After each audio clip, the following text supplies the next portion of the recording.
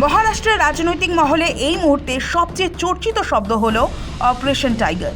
দিল্লির সংসদীয় রাজনীতিতে তৃণমূলের 20 জন সাংসদ একযোগে দল ছাড়া রেশ কাটতে না কাটতেই এবার উদ্ধব ঠাকরের নেতৃত্বাধীন শিবসেনার 6 জন লোকসভা সাংসদ একনাথ শিন্ডের দলে মিশে যেতে চেয়ে স্পিকার ওম বিড়লাকে চিঠি দিলেন। মঙ্গলবার মধ্যরাত থেকে একে একে চার্টার্ড ফ্লাইটে মহারাষ্ট্রের বিভিন্ন প্রান্ত থেকে 6 জন লোকসভার সাংসদ এসে হাজির হন দিল্লিতে। একনাথ শিন্ডের ছেলে শ্রীকান্ত শিন্ডের সঙ্গে দেখা করেন। তারপর যৌথভাবে 6 জনের স্বাক্ষরিত চিঠি তারা স্পিকারের কাছে জমা দেন। তাদের সাফ বক্তব্য, তারা একনাথ শিন্ডের শিবসেনার সঙ্গে মিশে যেতে চান। গত কয়েকদিন ধরেই উদ্ধব শিবিরে বড়সড় ভাঙনের জল্পনা মাথাচাড়া দিচ্ছে। মহারাষ্ট্রের রাজনীতিতে যে নাটকীয় পাল্লাবদল ঘটতে চলেছে, বৃহস্পতিবার তাতে চূড়ান্ত শিলমোহর পড়ে যায়। সঞ্জয় দিনা পাটিল, সঞ্জয় দেশমুখ, নাগেশ পাটিল, ওমরাজে নিম্বলকর, ভৌসাহেব ওয়াকচোর এবং সঞ্জয় যাদব এই 6 জন সাংসদ স্পিকারের কাছে চিঠি জমা দেন। উদ্ধব ঠাকরের নেতৃত্বাধীন শিবসেনার অন্দরে চলা দীর্ঘ টানাপোড়েন ও বিভ্রান্তির অবসান ঘটিয়ে দলের 9 জন লোকসভা সাংসদের মধ্যে 6 জনে বৃহস্পতিবার দিল্লির অত্যন্ত গুরুত্বপূর্ণ সংসদীয় কমিটির বৈঠক এড়িয়ে গেলেন। খোদ উদ্ধব ঠাকরে ফোন করলে তাদের মধ্যে কয়েকজন বৈঠকে হাজিরা দেন ভার্চুয়ালি, সেটাও নামমাত্র। একনাথ শিন্ডের নেতৃত্বাধীন শিবসেনার সঙ্গে আনুষ্ঠানিকভাবে যোগ দেওয়ার চর্চার মাঝেই এই 6 সাংসদের অনুপস্থিতি উদ্ধব শিবিরের জন্য এক মস্ত বড় ধাক্কা। দলত্যাগ বিরোধী আইনের হাত থেকে বাঁচতে এবং সাংসদ পদ টিকিয়ে রাখতে ন্যূনতম 2/3 অর্থাৎ 6 জন সাংসদেরই প্রয়োজন ছিল, যা এখন পুরোপুরি বিদ্রোহীদের নিয়ন্ত্রণে।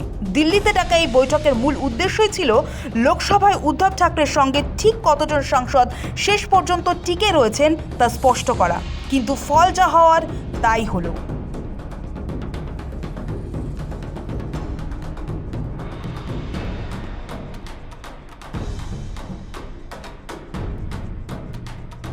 বিদ্রোহ রুখতে বুধবারই শিবসেনার লোকসভার দলনেতা অরবিন্দ সাওয়ান্ত কড়া হুইপ জারি করেছিলেন।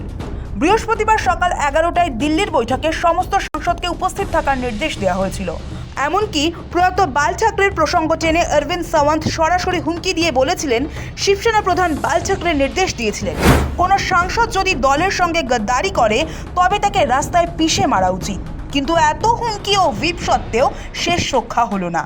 একযোগে একনাথ শিন্ডের দলে মিশে যেতে চেয়ে স্পিকার ওম বিড়লাকে চিঠি দিলেন 6 সাংসদ। মহারাষ্ট্রে হয়ে গেল অপারেশন টাইগার। স্পিকারকে দেওয়া 4 পাতার চিঠিতে সাংসদরা স্পষ্ট লিখেছেন, উদ্ধব ঠাকরের নেতৃত্বের ওপর তাদের কোনো আস্থা নেই এবং এই দল প্রতিষ্ঠাতা বাল ঠাকরের আদর্শ থেকে বিচ্যুত হয়েছে। বিদ্রোহীদের দাবি, উদ্ধব ঠাকরে নিজেদের দলকে কংগ্রেসের সঙ্গে মিশিয়ে দেওয়ার প্রস্তুতি নিচ্ছেন, তাই শিন্ডের সঙ্গে মিশে যাওয়া ছাড়া আর কোনো উপায় নেই। এদিকে পাল্টা পদক্ষেপ করছে উদ্ধব শিবিরও। তারাও এই বিক্ষুব্ধ সাংসদদের শোকজ নোটিশ দিচ্ছেন। কেন শিন্ডের সান্নিধ্যে তারা? যদি 7 দিনের মধ্যে তারা জবাব না দেন তাহলে স্পিকারের কাছে তাদের সাংসদ পদ বাতিলের আর্জি জানানো হবে বলে সূত্র বলছে। এই চরম সংকটের মাঝেই আসরে নেমেছেন সঞ্জয় রাউত। অরবিন্দ সাওয়ান্ত ও অনিল দেশাইকে সঙ্গে নিয়ে স্পিকারের সঙ্গে দেখা করার পর রাউত বিস্ফোরক দাবি করেছেন। রাউত চ্যালেঞ্জ ছুড়ে বলেন, যাদের যাওয়ার তারা পদত্যাগ করে নতুন করে জনগণের মুখোমুখি হোক। नहीं उनको ये जो लोग आप जिसका नाम ले रहे हैं, ये तोड़ेंगे ये तोड़ेंगे ये तोड़ेंगे, उनको लगता है एक बार ये कर चुके हैं। अब मैं कहूँगा तोड़ के दिखाइए। आपको नहीं तोड़ेंगे ना तो शिवसेना आपका बाप, हमारे बाप का नाम नहीं बताएंगे और हमारे बाप का नाम बाला साहब ठाकरे है, समझा? हाँ, क्या खेल लगा रखा है क्या डेमोक्रेसी का? उसको तोड़ेंगे क्या? पैसे की इतनी मस्ती आई क्या आपके पास? हाँ, ये ईडी सीबीआई की धमकी आप किसको दे रहे हैं? हमको? हम जेल में जाकर आ चुके हैं, हम वापस जेल जाने के लिए तैयार है, लेकिन आपको सबक सिखा के जेल में जाऊंगा। ये देश की जो प्रतिष्ठा है, देश के डेमोक्रेसी की जो प्रतिष्ठा है, नियम है, संविधान है, उसके साथ आप खिलवाड़ कर रहे हो। हमारे पार्टी पर लोग चुनकर आते हैं, हम मेहनत करते हैं, उद्धव ठाकरे मेहनत करते हैं, और आप लोग उनको किडनैप कर रहे हो, हाईजैक कर रहे हो। ये कौन सी डेमोक्रेसी है? नरेंद्र मोदी जी विदेश में जाकर बड़ी बड़ी बातें करते हैं, देश में क्या चल रहा है देखिए आप पहले।